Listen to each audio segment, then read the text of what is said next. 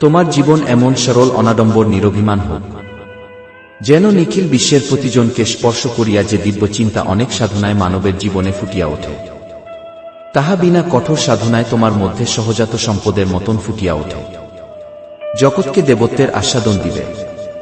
তবেই না তুমি দেবতা। তৃষিত জগতের পানে সকরুণ নয়নে তাকাইতে তুমি ছাড়া আর কে আছে? তাই আমার নিয়ত আশীর্বাদ, দেবতা হও। অখণ্ড সংহিতা, দ্বাদশ খণ্ড।